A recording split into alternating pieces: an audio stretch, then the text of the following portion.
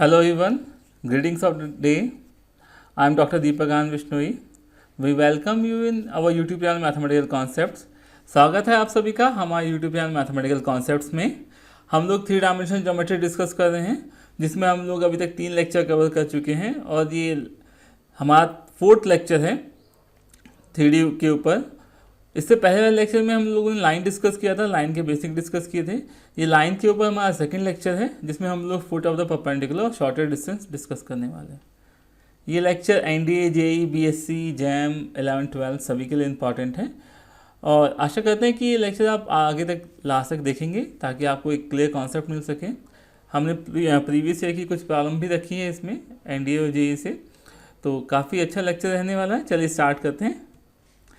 इसमें पहले हम लोग डिस्कस करेंगे foot of the perpendicular, then length of the foot of the perpendicular से जो लेंथ आती है, मतलब जहाँ से हमने परपेंडिकुलर ड्रॉप किया है और जो लाइन का पॉइंट टचिंग पॉइंट है फुट ऑफ द परपेंडिकुलर, वहाँ तक के डिस्टेंस यानी परपेंडिकुलर डिस्टेंस निकालना सीखेंगे। फिर हम लोग शॉर्टर डिस्टेंस कैलकुलेट करना सीखेंगे और फिर हम लोग कुछ प्रीवियस ईयर की प्रॉब्लम कंसिडर करेंगे। ठीक है, चलिए देखते हैं पहले फुट ऑफ द परपेंडिकुलर क्या होता है। सपोज दैट कि ये कोई हमारे पास ये कोई लाइन है, सपोज कर लेते हैं कि ये पी क्यू लाइन है और ये कोई पॉइंट दिया है हमको ए, यहाँ से हमने परपेंडिकुलर ड्रॉप किया है। तो ये जो पॉइंट आता है इसको फुट ऑफ द परपेंडिकुलर बोलते हैं।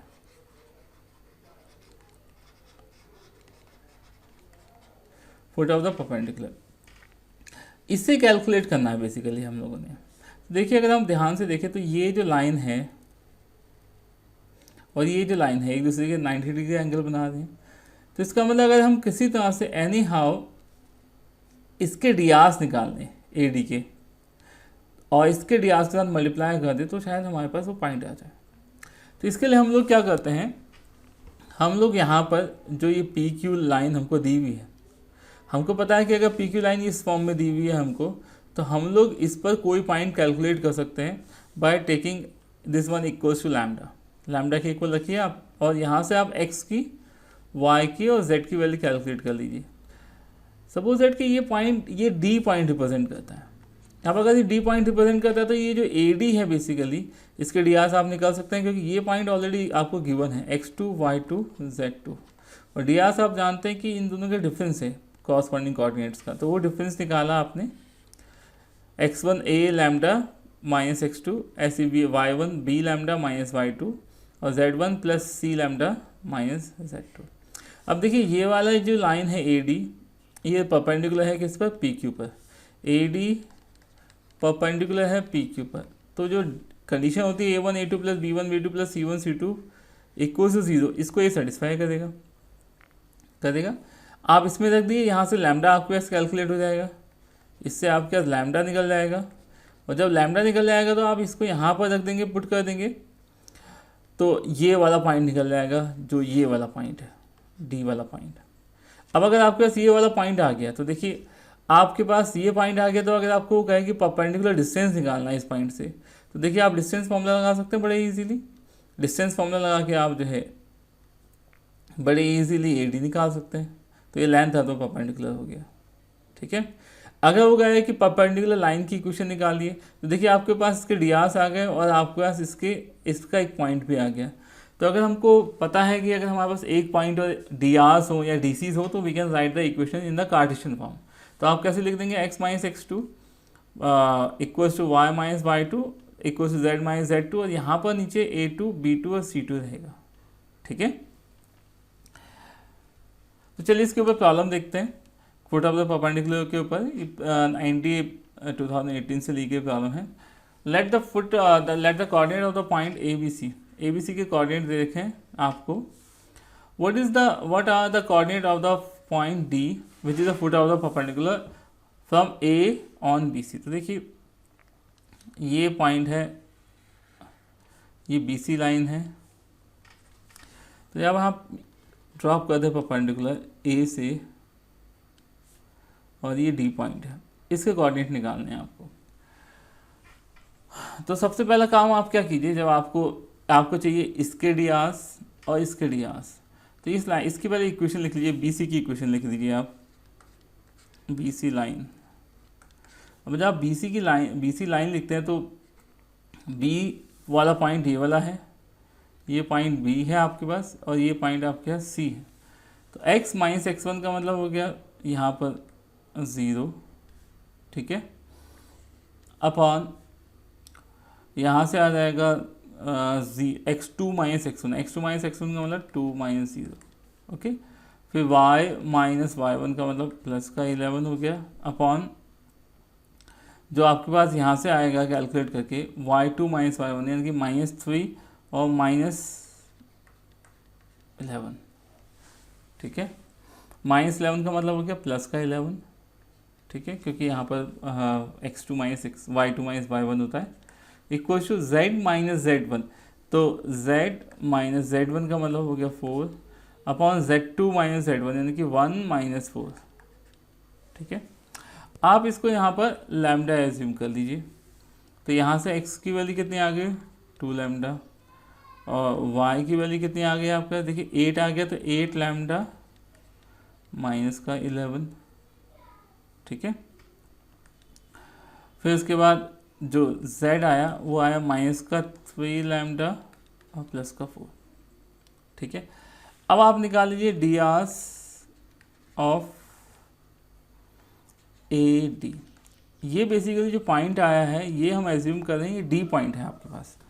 तो ए डी के डी आर्स निकालेंगे, देखिए इसके कोऑर्डिनेट आपको दिए हैं, इसके कोऑर्डिनेट हैं ये वाले, ये दिया हुआ है आपको 184, आप सब्ट्रैक्ट करते रहिए। D Rs of A D निकालेंगे तो आप 2 लैम्डा माइनस 1, आप फिर आपके पास 8 लैम्डा माइनस 11 माइनस 8, ये है ना, यहाँ पर देखिए 8 है, यहाँ पर 8 लैम्डा माइनस का 11 यानी कि माइनस का 19 हो गया। फिर यहाँ पर आपके पास माइनस का 3 लैम्डा प्लस 4 और आपने यहाँ पर क्या किया है, देखिए ये दिया हुआ है आपको, यहाँ पर भी 4 दिया हुआ है, तो अब आप सब्ट्रैक्ट करेंगे यहाँ पर, तो दिस बिकम्स हाउ मच 0, यहाँ पर 0 आ गया। अब आपको पता है कि ए डी परपेंडिकुलर है किस पर, बी सी पर परपेंडिकुलर है। तो आप ये वाली कंडीशन लगा लीजिए A1 A2 plus B1 B2 plus C1 C2 equal to 0। तो जब आप यहाँ से लैम्डा की वैल्यू कैलकुलेट करेंगे तो वो जो लैम्डा आपके पास आएगा वो लैम्डा की वैल्यू आएगी आपके पास लैम्डा की वैल्यू आएगी आपके पास 2, ठीक है। तो लैम्डा की वैल्यू 2 आ जाएगी, क्योंकि यहाँ पर इसका मल्टीप्लाई आप करके रखेंगे 0 आएगा, ठीक है। तो 0 ये ए डी के डी आर्स है और इसके लाइन के डी आर्स ये वाले हैं 2 माइनस ये वहाँ पर 8 और ये माइनस का 3, तो लैम्डा की वैल्यू 2 आ जाएगी आपके पास। अब आप इसको उठा के यहाँ पर पुट कर दीजिए, ये जो पॉइंट था फुट ऑफ द परपेंडिकुलर के लिए। तो जब आप यहाँ पर पुट करते हैं तो जो डी पॉइंट आएगा आपके पास 2 × 4 आ गया आपके पास, ठीक है। फिर उसके बाद आपके पास आपने यहाँ रखा तो हो गया 16 में से 11 गया, 16 में से आपके पास 11 गया, तो आपके पास बच गया कितना 5। फिर आपके पास कितना आ गया, यहाँ पर आपने रखा 2 -6 प्लस 4 यानी कि माइनस का 2 हो गया। तो this will be your answer, और यहाँ पर ये मैच कर रहा है इसके साथ, ठीक है। तो कुछ नहीं करना, आपने वो बेसिक कॉन्सेप्ट आपको याद रखना है। बेसिक कॉन्सेप्ट याद रख के आपको जो है डी आर्स को मल्टीप्लाई 0 दिखाना है और मल्टीप्लाई 0 दिखाकर आपको वैल्यू कैलकुलेट करनी है, ठीक है। चलिए आगे बढ़ते हैं, नेक्स्ट क्वेश्चन देखते हैं। ये क्वेश्चन भी ऑलमोस्ट वैसे ही है। यहाँ पर इसने अच्छी बात क्या देखी है, लाइन पहले से इसने बना के दे रखी है हमको, तो डी आर्स हमको निकालने की जरूरत नहीं, कुछ और कैलकुलेट करने की जरूरत नहीं है। यहाँ पर जो पॉइंट दिया हुआ है उसने फ्रॉम पी पॉइंट का है, तो यानी कि पी पॉइंट से ये एल लाइन दी हुई है, उस पर उसने कहा foot of the perpendicular Q है ये। तो हमको डी आर्स बताने लाइन पी क्यू के, तो देखिए डी आर्स बताने के लिए फिर वही कीजिए आपने पॉइंट ऑन एल निकाला, लाइन एल जो है उस पर पॉइंट निकाला आपने, तो कितना आ जाएगा 2 लैम्डा और 3 लैम्डा प्लस 2 और 4 लैम्डा प्लस 3, इसको लैम्डा के इक्वल रखा और पॉइंट निकाल दिया, ठीक है। तो अब ये क्यू पॉइंट की बात कर रहे हैं हम कि ये पॉइंट जो आया आपके पास क्यू आया है। अब आप क्या कीजिए, यहाँ से जो डी आर्स हैं ऑफ पी क्यू वो निकाल लीजिए। वो क्या होगा, इन दोनों का डिफरेंस, किस इसका, पी पॉइंट का। पी पॉइंट दिया है आपको ये 3 -1 और 11, इसके साथ डिफरेंस लीजिए 2 लैम्डा -3 और 3 लैम्डा माइनस का 1 है, देखिए ऐड करेंगे प्लस का 3 हो गया, 4 लैम्डा, इसमें से 11 गया तो कितना आ गया, -8 आ गया। अब P Q is perpendicular to L है, तो देखिए इसके डी आर्स का मल्टीप्लाई और इसके डी आर्स का मल्टीप्लाई 0 होना चाहिए, यानी कि 2 लैम्डा -3 इंटू डी आर कितने हैं इसका 2 प्लस 3 लैम्डा प्लस 3, इसका डी आर कितना है, इसका डी आर है 3, फिर 4 लैम्डा -8 और लाइन जो गिवन है उसका डी आर है 4, 0 हो गया। अब आप यहाँ पे रख दीजिए तो 2 4 4 4 और ये हो गया 9 13 और 6 13 और 16 ये 29 हो गया। यहाँ से भी 6 -6 और ये हो गया +9 और 34, यहाँ से भी 29 आ गया। तो लैम्डा की वैल्यू आ गई आपके पास 1, ठीक है। लैम्डा की वैल्यू 1 आ गई तो आपके पास यहाँ पर आप देखिए रख दीजिए इसको, डी आर्स आ गए आपके पास पी क्यू के, तो पी क्यू कितने के, पी क्यू डी आर्स जो आ गया आपके पास, आपने लैम्डा की वैल्यू 1 रखी तो कितना आ गया 2 और माइनस का 3 माइनस का 1, फिर कितना हो गया 2 3 6, ये से हो गया, सॉरी ये हो गया 3 और 3 6 और यहाँ पे रखा -4। ओके, तो this will be your answer. अब एक काम और कर लीजिए आप, क्योंकि इसका एक पार्ट और है कि यहाँ से क्यू पॉइंट और निकाल लेते हैं, ये वाला पॉइंट ना, ये जो है, तो क्यू पॉइंट के जो कोऑर्डिनेट आएंगे आपके पास वो आएंगे कितने 2 5 एंड 7, ठीक है। इसी का नेक्स्ट पार्ट देखते हैं, वो कह रहा है what is the length of the segment P Q. तो देखिए आपके पास पी पॉइंट आपके पास ऑलरेडी दिया हुआ है, उसने कितना दिया हुआ है आपके पास 3 -1 11, तो यहाँ पे 3 -1 11 आपने लिख लिया। फिर आपको क्यू भी दिया हुआ है उसने, क्यू दिया हुआ है कितना, उसने क्यू आया है हमारा 257, तो यहाँ पर 257 रख लीजिए आप। अब आप डिस्टेंस का फॉर्मूला लगा दीजिए, वो तो आपको अच्छे से मालूम ही है, 3 - 2 यानी कि 1 का स्क्वायर यानी कि 1 हो गया, प्लस 5 माइनस यानी कि 36 हो गया, प्लस इन दोनों का डिफरेंस 4 हुआ यानी कि 4 4 या 16 हो गया, और ये हो गया 53 स्क्वायर रूट के अंदर। I hope it is clear to you, clear है। चलिए आगे देखते हैं। चलिए हमने यहाँ पर नेक्स्ट टॉपिक रखा है skew lines and shorter distance between the lines. तो देखिए जब क्या होता है कि दो लाइन ना ही पैरेलल हो, ना तो पैरेलल हो ना ही इंटरसेक्टिंग हो। अब देखिए अगर एक प्लेन में लाइन है, प्लेन इनफाइनाइट प्लेन है, तो देखिए लाइन हमेशा इंटरसेक्ट कर जाती है आगे जाके, अगर वो पैरेलल लाइन नहीं है तो, ठीक है।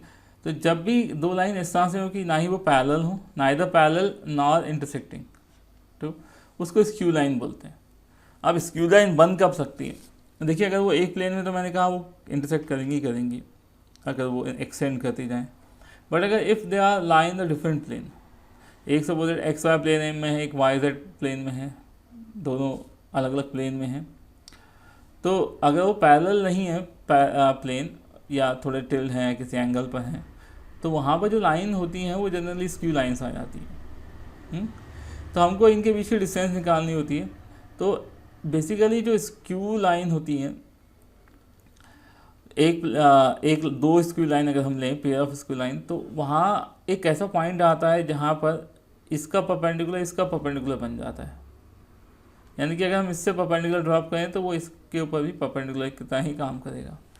तो स्क्यू लाइन जो शॉर्टेस्ट डिस्टेंस है वो एक लाइन है, बेसिकली लाइन की लेंथ है बेसिकली, जो कि दोनों लाइन पे परपेंडिकुलर है। और एक हमेशा बात ध्यान रखनी, हर एक पेयर के लिए एक यूनिक शॉर्टेस्ट डिस्टेंस होती है, ठीक है।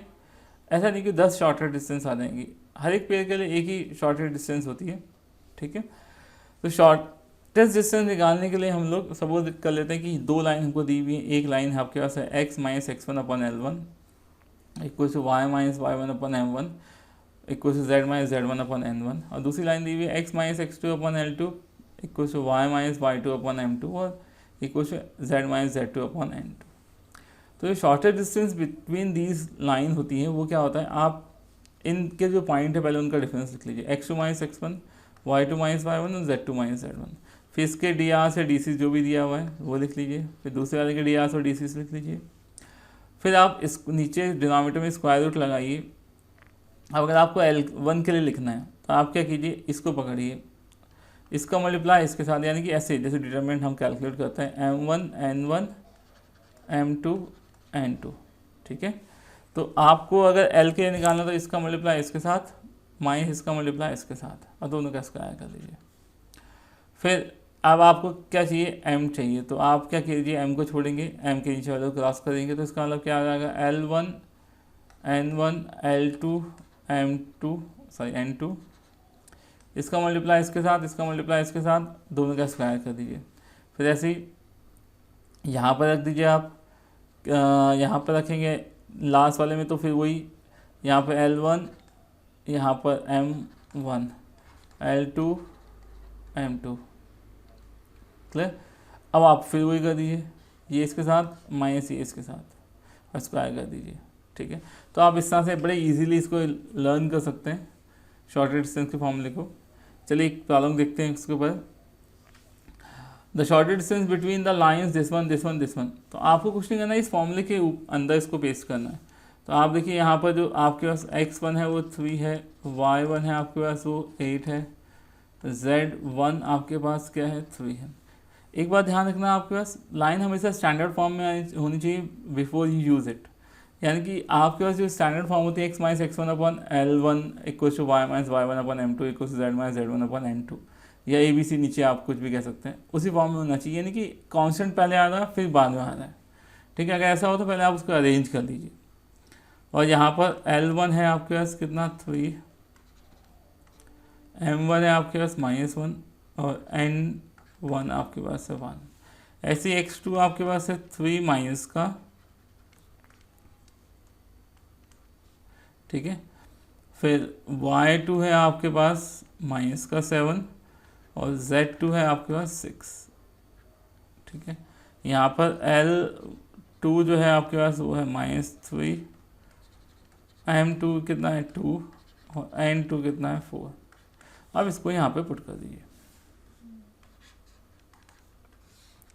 x2 minus x1, x2 minus x1 का मतलब कितना हो गया 3 माइनस 3, ये तो ऑल ये वाला -3 है, ये वाला प्लस का 3, तो माइनस का 3 और माइनस का 3, ये 6 माइनस का 6 लिख देते हैं, राइट। ऐसे y2 माइनस y1 यानी कि माइनस का 15 हो गया। फिर यहाँ पर z2 माइनस z1 यानी कि 3 हो गया। अब L1 3 माइनस 1 1, फिर यहाँ पर -3 2 और 4। अब आपको वही कैलकुलेट करना है जैसे हमने अभी डिटरमिनेंट कैलकुलेट किया था, वैसे ही आप कैलकुलेट कर लीजिए।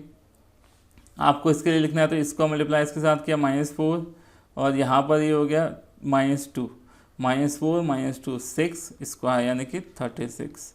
फिर आपके लिखना है किसके लिए, m के लिए लिखना है तो इसका मल्टीप्लाई इसके साथ 12, इसका मल्टीप्लाई इसके साथ प्लस का 15 हो जाएगा, यानी कि 15 का स्क्वायर 225।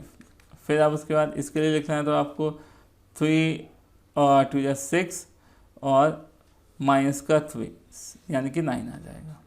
आप इसको सॉल्व कर लीजिए, जो आपके पास डिस्टेंस आएगा वो आपके पास आएगा 3√30, ये आंसर होगा आपका, ठीक है। आई hope it is clear. Shortage distance देखने में बड़ा लगता है, बट अगर आप थोड़ा कैलकुलेटिव वे में, थोड़ा प्लान वे में करें इसको तो थोड़ा इजी हो जाता है। आप थोड़ा इसी तरह से लिख के कर लीजिए, आपको थोड़ा प्रैक्टिस हो जाएगा तो ये देखने में बड़ा लग रहा है बट उतना बड़ा नहीं है, ठीक है। चलिए आगे बढ़ते हैं। कहना the coordinate of the vertices P Q R of a triangle. एक ट्राइंगल दिया हुआ है हमको,